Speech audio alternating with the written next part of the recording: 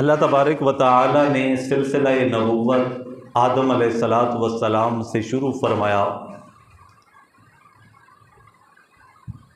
اور محمد الرسول اللہ صلی اللہ علیہ وسلم پر اس سلسلے کو ختم فرمایا۔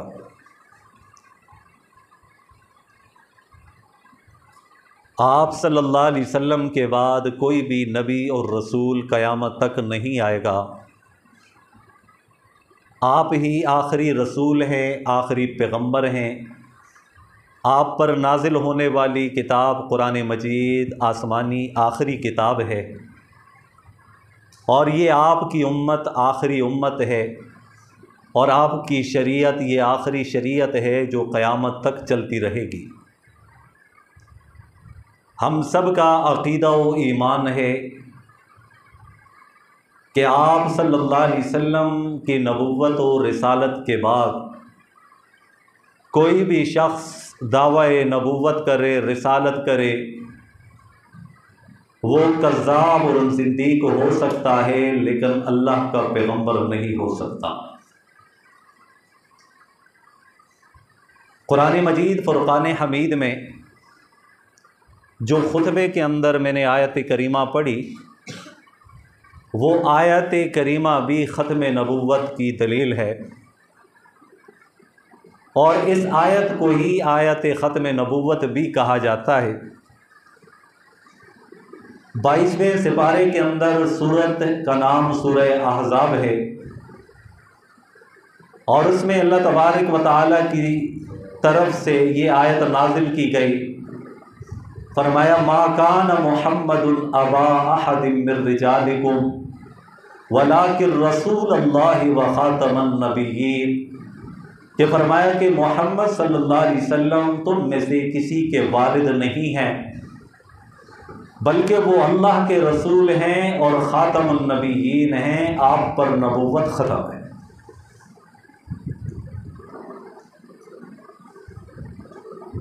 پچھلی جو اقوام گزری ہیں، اللہ تعالیٰ نے ان کی طرف پیغمبروں کو اور رسولوں کو بھیجا۔ وہ رسول کسی خاص قوم کی طرف مبعوث کیے جاتے، وہ آ کر اپنے قوم والوں کو سمجھاتے کہ یا قوم اعبدوا اللہ ما لکم من الہ غیرہ، کہ اے میری قوم اللہ کی عبادت کرو، اللہ کے سوا کوئی معبود نہیں ہے۔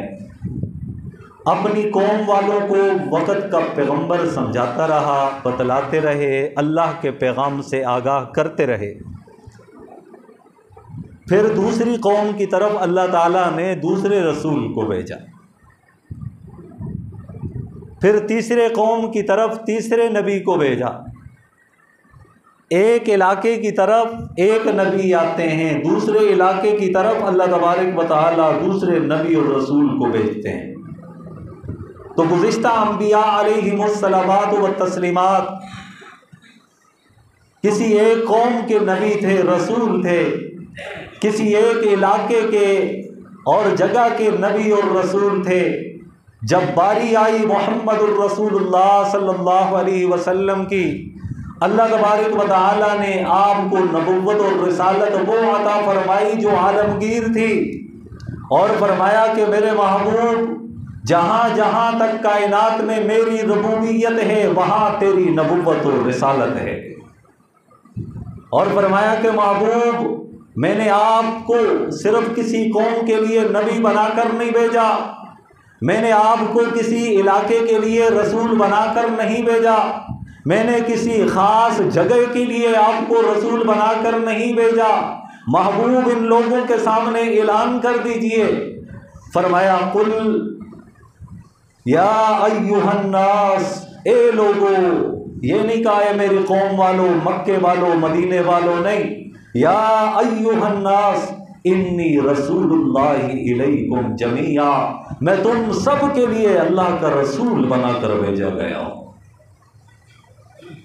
میں عرب کا بھی رسول ہوں، میں عجم کا بھی رسول ہوں، میں انسانوں کا بھی رسول ہوں، میں جنات کا بھی رسول ہوں، میں تمام کائنات کی مخلوق کا رسول ہوں۔ جمیعا کا لفظ یہی بتلاتا ہے، انی رسول اللہ الیکم جمیعا، یہ اللہ تعالیٰ نے اپنے محبوب کی زبان مبارک سے اعلان کروا دیا. اور دوسری جگہ اللہ تعالیٰ خود بیان فرماتے ہیں وَمَا أَرْسَلْنَاكَ إِلَّا كَافَّةً لِلنَّاسِ. اے میرے محبوب، اے میرے پیغمبر، ہم نے آپ کو جہانوں کے لیے رسول بنا کر بھیجا ہے. آپ خاص عرب کے لیے نبی اور رسول نہیں، بلکہ آپ پوری دنیا کے تمام انسانوں کے لیے رسول بنا کر بھیجے گئے ہیں. اللہ تعالیٰ نے ہمیں جو پیغمبر عطا فرمائے نا، وہ ایسے عظیم پیغمبر ہیں کہ ان کی نبوت اور رسالت عالمگیر ہے. پوری دنیا کے اندر تمام مخلوقات، تمام انسانوں کے لیے اللہ پاک نے اپنے محبوب کو رسول بنا کر بھیجا ہے.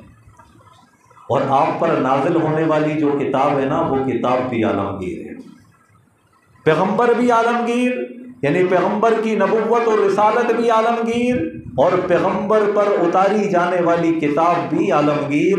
اللہ تعالیٰ نے اسی قرآن مجید کے اندر قرآن مجید کے متعلق اعلان فرمایا شہر رمضان الذی انزل فیہ القرآن ھدی للناس، کہ رمضان المبارک کے بابرکت مہینے میں ہم نے قرآن مجید کو نازل فرمایا، اور یہ قرآن مجید ہدایت ہے تمام لوگوں کے لیے. میں نے پیغمبر کو بھیجا، پیغمبر رحمت ہے تمام جہانوں کے لیے، تمام انسانوں کے لیے. میرے پیغمبر کو نبوت اور رسالت عطا کی، تمام انسانوں کے لیے نبی اور رسول بنا کر بھیجا. میں نے پیغمبر کو جو کتاب دی، یہ بھی تمام انسانوں کے لیے ہدایت ہے. پیغمبر بھی عالمگیر اور کتاب بھی عالمگیر اللہ تعالیٰ نے عطا فرمائی. اور پھر جو قبلہ عطا کیا گیا محمد ربی صلی اللہ علیہ وسلم کو، وہ قبلہ بھی تمام لوگوں کے لیے ہے، تمام سب کے لیے. آج پاکستان والے بھی اسی کعبۃ اللہ کو قبلہ بنائے ہوئے ہیں، ہندوستان والے بھی، اور اگر مغربی ممالک کے اندر کوئی مسلمان رہتا ہے تو وہ بھی اگر نماز پڑھتا ہے تو قبلہ اسی کو بناتا ہے. تو یہ قبلہ جو ہے یہ بھی عالمگیر ہے. اللہ تعالیٰ نے اپنے پیغمبر کی برکت سے یہ چیزیں ہمیں عطا فرمائی. تو ایک تو نبی علیہ الصلوۃ والسلام آخری پیغمبر ہے، کیونکہ پہلے نبی خاص قوم کے لیے تھے. جب ایک قوم کے نبی تھے تو دوسرے قوم کے لیے نبی بھیجنا ضروری تھا نا. ایک علاقے کے اگر کوئی نبی تھے تو پھر دوسرے علاقے کی طرف نبی بھیجنا ضروری تھا. جب ہی اللہ تعالیٰ نے سارے نبیوں کا سلسلہ جاری فرمایا، اور جب فرمایا کہ اب میرے نبی کی نبوت اور رسالت کسی خاص قوم، کسی خاص علاقے، کسی خاص قبیلے کے لیے نہیں ہے بلکہ تمام انسانوں کے لیے ہے، تو جب یہ بات ذکر کی تو یہ بھی ختم نبوت کی دلیل ہے. تو آپ صلی اللہ علیہ وسلم تمام انسانیت کے رسول اور نبی ہیں. یہ ختم نبوت کی دلیل ہے. اور دوسری دلیل کیا ہے کہ پہلے پیغمبر آتے تھے، ان کی تعلیمات تھیں، اللہ تعالیٰ کی طرف سے تعلیمات ان کے لیے نازل ہوتی تھی. جب وہ تعلیمات مٹ جاتی، اللہ تعالیٰ ان تعلیمات کو زندہ کرنے کے لیے دوبارہ دوسرے پیغمبر کو بھیجتے. لیکن جب باری آئی آمنہ کے لال کی، سرکار دو عالم کی، محمد الرسول اللہ صلی اللہ علیہ وسلم کی، تو اللہ تبارک و تعالیٰ نے ارشاد فرمایا کہ محبوبہ، آپ کو جو میں نے تعلیمات عطا کی ہیں، جو شریعت عطا کی ہیں، یہ نہ کبھی ختم ہونے والی ہیں. کیوں کہ اللہ تعالیٰ نے قرآن مجید میں اعلان فرمایا اِنَّا نَحْنُ نَزَّلْنَا الذِّكْرَ وَإِنَّا لَهُ لَحَافِظُونَ. اے میرے پیغمبر، اس قرآن مجید کو نازل کرنے والے بھی ہم ہیں اور اس کی حفاظت بھی ہم کریں گے. قرآن کی حفاظت بھی اللہ کے ذمے، تعلیمات کی حفاظت بھی اللہ کے ذمے، احادیث مبارکہ کی حفاظت بھی اللہ کے ذمے، پورے دین اسلام کی حفاظت کا ذمہ اللہ نے لے رکھا ہے. اب جب تعلیمات ختم نہیں ہو سکتی، احادیث ختم نہیں ہو سکتی، قرآن مجید مٹ نہیں سکتا، تو محمد الرسول اللہ صلی اللہ علیہ وسلم کی نبوت اور رسالت بھی باقی رہے گی. اس لیے آپ آخری پیغمبر ہیں، آپ کے بعد کوئی نبی اور رسول اس دنیا کے اندر نہیں آئے گا. اور سیدنا علی المرتضیٰ رضی اللہ تعالیٰ خود فرماتے ہیں کہ میں نے رسول اکرم صلی اللہ علیہ وسلم کے 2 کاندھوں کے درمیان مہر نبوت کو دیکھا۔ نبوت کی مہر لگی ہوئی تھی اور یہ نشانی تھی کہ آپ پر نبوت ختم ہے، آپ کے بعد کوئی نبی اور رسول نہیں آئے گا۔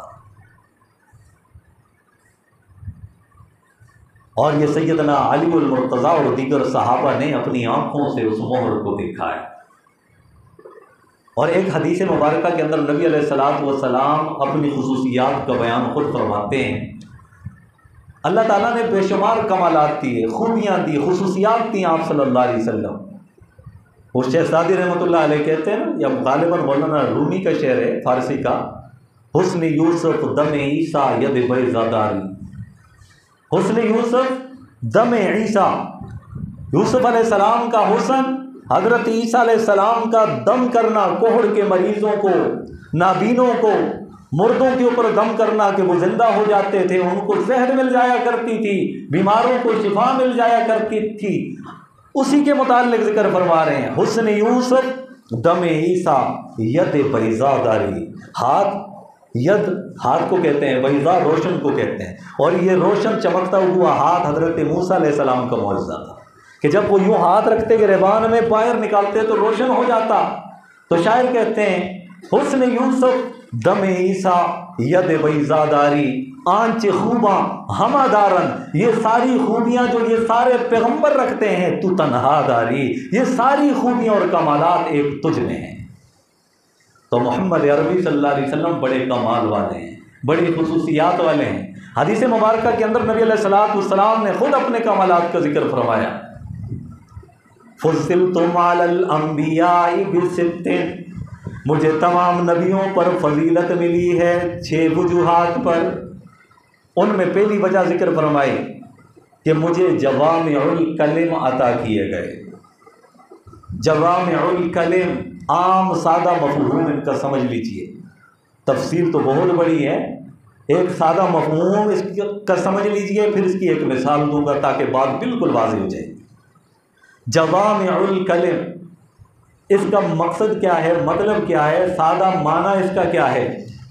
وہ یہ ہے کہ ایک شخص اگر کوئی بات کرے 2 گھنٹے 4 گھنٹے 1 ہفتہ لگاتار بات کرے، اس کی تفصیل بیان کرے، تو فرمایا کہ اللہ تعالیٰ نے وہ مجھے جوامع الکلم عطا فرمائے کہ میں وہ 2-4 گھنٹوں والی بات 2 جملوں کے اندر بیان کرتا ہوں۔ پیغمبر صلی اللہ علیہ وسلم کو اللہ تعالیٰ نے یہ خصوصیت عطا فرمائی۔ اب اس کی مثال بیان کروں۔ ایک صحابی رسول تھے، اس کا نام تھا ابو عمیر، اور اس صحابی کا نے ایک پرندہ پالا ہوا تھا، اس کا نام تھا نمیر۔ عمیر صحابی کا نام تھا، اس کے پرندے کا نام نمیر تھا۔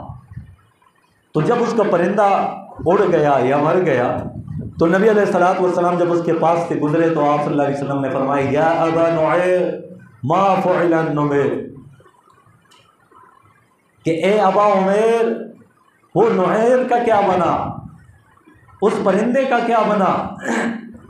تو جتنے محدثین کرام ہیں، محققین کرام ہیں، انہوں نے ان 2 جملوں سے شریعت کے 100 مسائل نکالے ہیں۔ یہ مثال ہے جوامع الکلم کی۔ جب آپ صلی اللہ علیہ وسلم صحابی رسول سے مذاق فرما رہے ہیں اور مذاق میں جو جملہ ارشاد فرما رہے ہیں، اس جملے سے محققین 100 شریعت کے مسائل نکالتے ہیں۔ جب آپ صلی اللہ علیہ وسلم منبر پر بیٹھ کر جو خطبہ، جو جملے ارشاد فرما رہے ہوں گے، ان جملوں سے کتنے ہزار مسائل نکلے ہوں گے۔ یہ شریعت کے جو مسائل فقہا نے جو ترتیب دی ہے نا، یہ احادیث کے الفاظ سے، احادیث کے معانی سے، ظاہری الفاظ سے اور ان کے مطالب کی روشنی میں یہ ساری چیزیں بیان کی گئی۔ تو فرمایا کہ میری سب سے بڑی خصوصیت مجھے جوامع الکلم عطا کیے گئے۔ اب دین کے بارے میں نبی علیہ الصلوۃ والسلام کا جملہ ارشاد فرمایا، اس پر غور کیجئے گا۔ 2 جملے دین کے متعلق فرمایا، الدین النصیحہ، کہ دین خیر خواہی کا نام ہے۔ خیر خواہی کیا ایک چیز ہے، اس کی تفصیل الگ، پہلے دین کی تفصیل الگ، نصیحت کا کیا معنی، اس کی بہت ساری صورتیں اور قسمیں ہیں۔ اگر اس کو بیان کرتے رہیں تمام محدثین، فقہا، خطبا، علماء، قراء سب بیان کرتے رہیں، پھر بھی اس کی مکمل تشریح تک نہیں پہنچ سکتے۔ اور امام الانبیاء نے اس تمام باتوں کو 2 جملوں کے اندر بیان بند کر دیا، تو فرمایا کہ اوتیت بجوامع الکلم، کہ مجھے جوامع کلم عطا کیے گئے ہیں۔ یہ جوامع الکلم کا مطلب ہے۔ اور دوسری خصوصیت آپ صلی اللہ علیہ وسلم، وَنُصِرْتُ بِالرُّعْبِ، میری مدد کی گئی ہے رعب کے ساتھ۔ حالانکہ آپ صلی اللہ علیہ وسلم بڑے اخلاق والے تھے، بڑی میٹھی اور شیریں زبان والے تھے، لیکن پھر بھی آپ کا رعب کافروں کے اوپر رکھا گیا تھا۔ اگر کافر 100 میل دور بھی ہوتے پھر بھی آپ صلی اللہ علیہ وسلم کا رعب اور غلبہ ان کے دلوں کے اوپر طاری ہوتا تھا۔ اور اس کی مثال بھی آپ یوں سمجھ لیجئے، وہ ایک واقعہ مشہور ہے نا حدیث کی کتابوں میں، کہ نبی علیہ السلام درخت کے سائے میں آرام فرما رہے تھے، اتنے میں کافر آتا ہے اور دیکھتا ہے کہ آپ صلی اللہ علیہ وسلم آرام فرما رہے ہیں۔ اس کافر نے یوں تلوار اٹھائی کہ نعوذ باللہ آپ صلی اللہ علیہ وسلم کو میں قتل کروں گا۔ وہ بدبخت آگے بڑھتا ہے، جیسے ہی تلوار یوں اٹھاتا ہے امام الانبیاء کی آنکھ کھل جاتی ہے۔ آپ صلی اللہ علیہ وسلم نے یوں دیکھا تو وہ کہنے لگا من یعصمک منی، اب بتاؤ مجھ سے کون آپ کو بچائے گا؟ آپ نیچے، تلوار میرے ہاتھ میں ہے اور مجھے کوئی روکنے والا بھی نہیں، ٹوکنے والا بھی نہیں۔ آپ بتائیے آپ کو مجھ سے کون بچائے گا؟ اگر میں ہوتا، آپ ہوتے، دنیا والے ہوتے، وہ کہتے کہ بھائی آپ ہی بچا سکتے ہیں، مہربانی فرمائیں مجھ سے دور ہٹ جائیں، مہربانی فرمائیں غصے کو ختم کر دیں، ٹھنڈے ہو جائیں، یہ کیا کر رہے ہو، یہ کیوں کر رہے ہو؟ میرے اور آپ کے جملے یہ ہوتے۔ امام الانبیاء محمد الرسول اللہ صلی اللہ علیہ وسلم کے سامنے جب کافر نے یہ بات کہی کہ مجھ سے آپ کو کون بچائے گا، امام الانبیاء کی زبان مبارک سے لفظ نکلتا ہے اللہ، مجھے اللہ بچائیں گے۔ جب امام الانبیاء کی زبان مبارک سے لفظ اللہ کی صدا نکلتی ہے، اس کا رعب اتنا طاری ہوتا ہے کہ اس کافر کے ہاتھ لرز جاتے ہیں اور تلوار نیچے گر جاتی ہے۔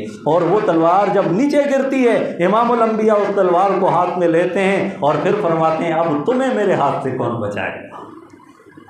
اب وہ کہنے ہی کرنے لگا کہ آپ تو ایسے ہیں، خوش آمد کرنے لگا، تعریف کرنے لگا، آپ تو تھے ہی قابل تعریف، لیکن وہ اپنی جان کو بچانے کے لیے اس طرح آگے پیچھے ہی کرنے لگا۔ تو امام الانبیاء نے فرما دیا کہ جا میں نے تجھے معاف کر دیا، جا میں نے تجھے معاف کر دیا۔ تو رعب اتنا طاری کہ اس کے ہاتھ کانپ جائیں اور تلوار اس کے ہاتھ سے چھوٹ جائے۔ لیکن اخلاق کا یہ عالم ہے، درگزر کا یہ عالم ہے، جب وہی تلوار آپ کے ہاتھ میں آئی تو آپ نے ان کو معاف کر دیا۔ نصرت بالرعب، کہ مجھے رعب عطا کیا گیا، مجھے رعب عطا کیا گیا کہ کافروں کے دلوں کے اوپر میرا رعب ہے۔ اور پھر ایک واقعہ صحابہ کے متعلق بھی آتا ہے کہ ایک مرتبہ حضرت عمر فاروق رضی اللہ تعالیٰ تورات کا کوئی ورقہ ملا تو وہ لائے اور اونچی اونچی آواز میں پڑھنے لگے۔ تو یہ تورات ہے، دل میں سوچنے لگے کہ امام الانبیاء خوش ہوں گے کہ تورات کی یاد تازہ ہوگی۔ وہ پڑھتے چلے جا رہے ہیں، پڑھتے چلے جا رہے ہیں، ادھر امام الانبیاء کے چہرے انور کا رنگ متغیر ہوتا چلا۔ ابو بکر صدیق نے دیکھا، فوراً عمر کو خطاب کیا کہ عمر کیا ہو گیا ہے آپ کو، پڑھتے چلے جا رہے ہو، ذرا محمد عربی کے چہرے کی طرف تو دیکھو کہ آپ صلی اللہ علیہ وسلم کا چہرہ مبارک متغیر ہو رہا ہے اور آپ صلی اللہ علیہ وسلم اس چیز کو پسند نہیں فرما رہے۔ جب حضرت عمر نے آپ کے چہرے کی طرف دیکھا یوں کانپنے لگ گئے اور فوراً گھٹنوں کے بل نیچے گر گئے اور وہ ورقہ بھی ہاتھ سے نیچے گیا اور چہرے کی طرف دیکھ رہے ہیں۔ ڈر اور خوف طاری ہے کہ امام الانبیاء کو کیا ہو گیا، یہ میری وجہ سے ہوا۔ فوراً اونچی اونچی آواز میں کہنے لگے رضیت باللہ ربا وبالاسلام دینا وبمحمد نبی ورسولا، میں اللہ کے رب ہونے پر راضی ہوں، آپ کے رسول اور نبی ہونے پر راضی ہوں۔ بار بار یہ جملے کہتے رہے یہاں تک کہ امام الانبیاء کی طبیعت پہلی حالت پر آ گئی، آپ کے چہرے انور پر وہ حشاشیت بشاشیت ظاہر ہو گئی۔ پھر آپ صلی اللہ علیہ وسلم نے ارشاد فرمایا کہ عمر تم موسیٰ علیہ السلام پر اتری ہوئی کتاب کا ورق پڑھ رہے ہو، خدا کی قسم اگر اس دور کے اندر موسیٰ بھی زندہ ہوتے تو وہ بھی میری تابعداری کرتے۔ تو فرمایا کہ وَنُصِرْتُ بِالرُّعْبِ، مجھے رعب عطا کیا گیا، اور پھر فرمایا کہ میرے لیے مال غنیمت کو حلال قرار دیا ہے۔ یہ خصوصیات بیان ہیں احادیث مبارکہ، اور آپ کی خود زبان مبارک سے یہ احادیث مبارکہ، یعنی آپ صلی اللہ علیہ وسلم کی زبان مبارک سے یہ الفاظ نکلے ہیں۔ آپ نے فرمایا کہ میرے لیے مال غنیمت کو حلال قرار دیا۔ پہلی امتوں میں کیا ہوتا تھا؟ وہاں قربانی اور مال غنیمت جب یہ یہاں پہ رکھی ہوتی تو کسی کے لیے استعمال کرنا جائز نہیں ہوتی تھی۔ آسمان سے آگ آتی اور اس کو جلا کر خاک کر دیتی، تو یہ علامت ہوتی تھی کہ اس کی قربانی اور یہ مال جو ہے یہ اللہ کے ہاں قابل قبول ہے۔ آگ جلا دیتی تو قابل قبول ہو جاتا، نہ جلاتی تو وہ مردود ہو جاتا، ناقابل قبول سمجھا جاتا۔ لیکن فرمایا کہ میرے لیے مال غنیمت کو حلال قرار دیا ہے، اور یہ صرف میری خصوصیات ہے۔ اور پھر فرمایا کہ پوری روئے زمین کو میرے لیے مسجد کی جگہ بنایا تھی۔ پہلے امتوں میں ان کی عبادت کی خاص جگہ ہوتی تھی، عبادت خانے ہوتے تھے، صرف ان عبادتوں کی جگہوں کے اندر ہی عبادت ان کے لیے درست تھی، کہیں اور درست نہیں تھی۔ تو امام الانبیاء نے فرمایا کہ میرے لیے پورے روئے زمین کو مسجد بنا لیا، سجدہ گاہ بنا لیا، جہاں کہیں بھی مجھے یا میری امتی کو نماز پڑھنے کا موقع ملے اور نماز کا وقت ہو جائے، وہ جہاں بھی مصلی بچھا کر نماز پڑھیں گے اس کی نماز ادا ہو جائے گی۔ اور پھر فرمایا کہ روئے زمین کو میرے لیے حلال قرار دیا۔ کیا مطلب؟ کہ اگر کسی کا وضو نہیں ہے اور پانی میسر نہیں ہے، اگر وہ اپنے 2 ہاتھ زمین کے اوپر مار کر یوں چہرے پر اور ہاتھوں پر پھیر دیں تو ان کا وضو بھی ادا ہو جائے گا۔ اور یہ خصوصیت صرف میرے لیے ہے اور میری امت کے لیے ہے، پہلے نبیوں کے لیے، پہلی امتوں کے لیے یہ خصوصیت موجود نہیں تھی۔ 5ویں خصوصیت بیان فرمائی، فضلتم علی الانبیاء بست، حدیث پاک کیا تھی کہ مجھے فضیلت دی گئی تمام نبیوں پر 6 وجوہات پر، اور ان میں سے 5ویں کون سی تھی؟ کہ مجھے تمام انسانیت کے لیے رسول بنا کر بھیجا ہے۔ پہلے نبی خاص قوم کے لیے، خاص علاقے کے لیے، خاص قبیلے کے لیے، لیکن مجھے جو نبوت اور رسالت ملی ہے یہ تمام دنیا کے لیے، تمام جہانوں کے لیے۔ 6ٹھی خصوصیت کہ مجھ پر نبوت ختم کر دی گئی ہے، اب میرے بعد قیامت تک نہ کوئی نبی آئے گا اور نہ رسول آئے گا۔ تو ختم نبوت کے اوپر ایمان رکھنا یہ ایمان کا حصہ ہے۔ ختم نبوت یہ عقیدہ ہے، یہ بنیادی عقیدہ ہے۔ جس طرح کہ اللہ کی وحدانیت کا اقرار کرنا یہ عقیدہ ہے، اسی طرح نبی علیہ السلام کی نبوت اور رسالت کا اقرار کرنا اور آپ کو خاتم النبیین سمجھنا یہ بھی بنیادی عقائد میں سے ہے۔ اگر کوئی شخص آپ صلی اللہ علیہ وسلم کو خاتم النبیین نہیں سمجھتا وہ دائرہ اسلام سے خارج ہے، اسلام سے اس کا کوئی تعلق نہیں ہے، کیونکہ آپ صلی اللہ علیہ وسلم خاتم الانبیاء ہیں۔ خاتم النبیین اور خاتم الانبیاء ہے۔ اب کوئی نبوت کا دعویٰ کرے تو وہ کذاب ہوگا، جھوٹا ہوگا، وہ بدبخت اور نالائق ہو سکتا ہے لیکن نبی اور رسول نہیں ہو سکتا۔ اس عقیدے کی حفاظت کرنی ہے۔ عقیدے کی حفاظت کیسی کرنی ہے؟ اپنے آل اولاد کے ذہنوں میں اس بات کو ڈالنا ہے، ورنہ ایمان کے ڈاکو جگہ جگہ بیٹھے ہوئے۔ آج ہر جگہ میں خصوصاً جو نوجوان سوشل میڈیا سے وابستہ ہیں ان کو اندازہ ہی نہیں ہوتا کہ کئی لوگ جو ان کے ایمان کے ضائع کرنے کے لیے وہاں بیٹھے ہوتے ہیں، اور ظاہری شکل صوفیانہ، ظاہر دیندارانہ، وضع قطع مولویانہ، صورت مسلمانوں والی، قرآن کو بھی پڑھتے ہوئے نظر آئیں گے، احادیث کو بھی پڑھتے نظر آئیں گے، لیکن آہستہ آہستہ ان عقائد پر ضرب ایسی لگاتے ہیں کہ سادہ لوگ مسلمانوں کو پتہ ہی نہیں چلتا، ان کا ایمان ضائع ہو جاتا ہے۔ اسی لیے فرمایا کہ علماء کے پاس بیٹھ کر کم از کم یہ ختم نبوت کے حوالے سے جو بھی سوالات ہوں، جو بھی باتیں ہوں، ضرور پوچھ لینی چاہیے تاکہ یہ ہمارا عقیدہ محفوظ رہے۔ کئی لوگ نوکریوں کا جھانسا دے کر وہ ایمان کی اس دولت کو دلوں سے، مسلمانوں کے دلوں سے نکالتے ہوئے نظر آتے ہیں۔ کئی لوگ ہمارے معاشرے کے اندر آج کل کے دور کے اندر مشہور ہیں، معروف ہیں، ظاہر ہیں، مرزائی جن کو کہا جاتا ہے، جو ختم نبوت کے منکر ہیں، جو آپ صلی اللہ علیہ وسلم کے بعد نبوت اور رسالت یہ مرزا غلام احمد قادیانی کی طرف منسوب کرتے ہیں۔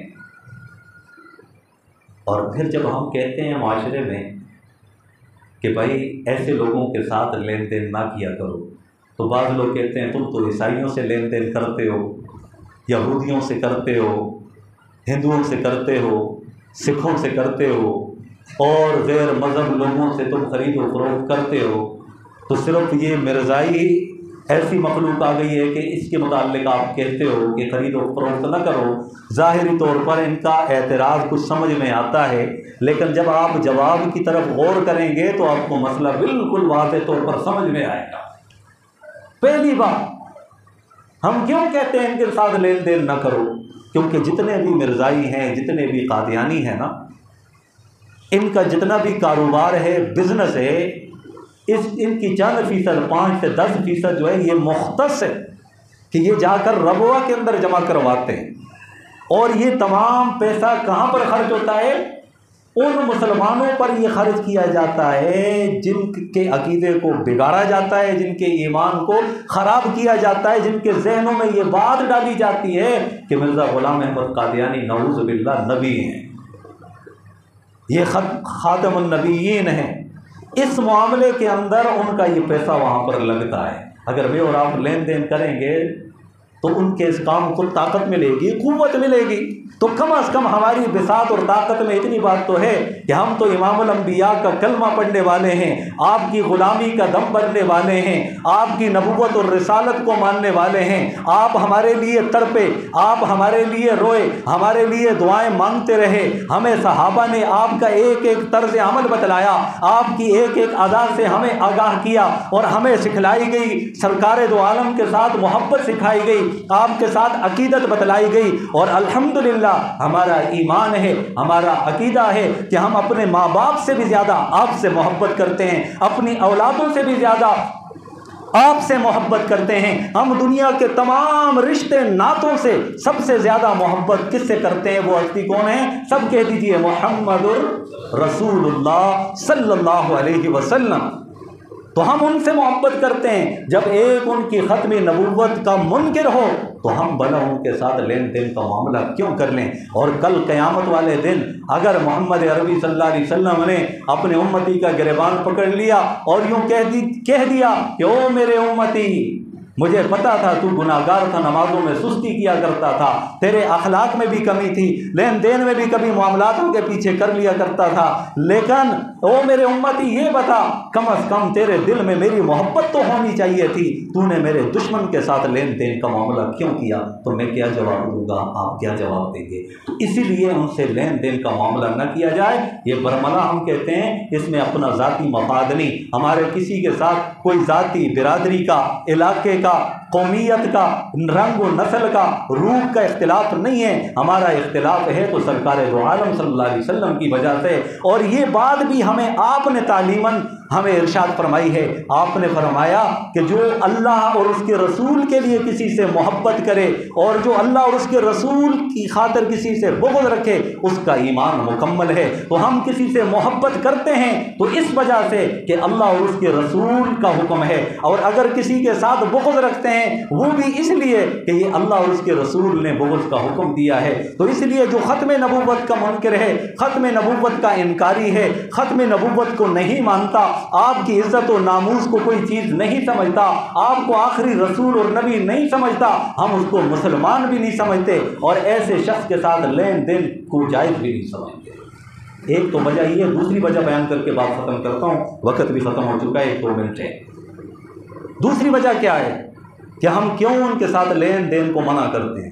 اس لیے، اور باقیوں کے ساتھ کیوں کرتے ہیں؟ اس لیے کہ وہ اپنے آپ کو کافر سمجھتے ہیں۔ آپ کسی ہندو سے بھی جا کر کہیں اور کہیں تم مسلمان ہو تو وہ کہے گا کہ میں مسلمان ہوں۔ کوئی عیسائی کہتا ہے میں مسلمان، کوئی سکھ کہتا ہے میں مسلمان ہوں، کوئی ہندو نہیں کہتا، یہودی نہیں کہتا، لیکن یہ ختم نبوت کا انکار کرنے کے باوجود بھی اپنے آپ کو مسلمان کہتے ہیں۔ جب آپ بائیکاٹ کریں گے پتہ چلے گا کہ بھائی یہ مسلمان نہیں ہے۔ مسلمان ہونے کے لیے یہ عقیدہ رکھنا ضروری ہے کہ آپ صلی اللہ علیہ وسلم اللہ کے آخری پیغمبر ہیں، آپ پر نازل ہونے والی کتاب آخری کتاب ہے، اور آپ صلی اللہ علیہ وسلم کی شریعت آخری شریعت ہے، اور آپ نے ایک مرتبہ نہیں کئی مرتبہ یہ اعلان فرما دیا انا خاتم النبیین لا نبی بعدی ولا کتاب بعدی ولا رسالت بعدی، اور میری امت کے بعد کوئی ولا امت بعدی، کوئی امت نہیں ہے۔ اب قیامت کی صبح تک جو نبوت چلے گی، جو رسالت چلے گی، جو شریعت چلے گی، جو احکام چلیں گے، یہ وہی چلیں گے جو محمد رسول اللہ صلی اللہ علیہ وسلم لے کر آئے ہیں۔ اللہ کریم ہم سب کو ان تمام باتوں کو سمجھنے کی، یاد رکھنے کی اور اس پر عمل کرنے کی ہم سب کو توفیق نصیب فرمائے۔ وآخر دعوانا ان الحمد للہ رب العالمین۔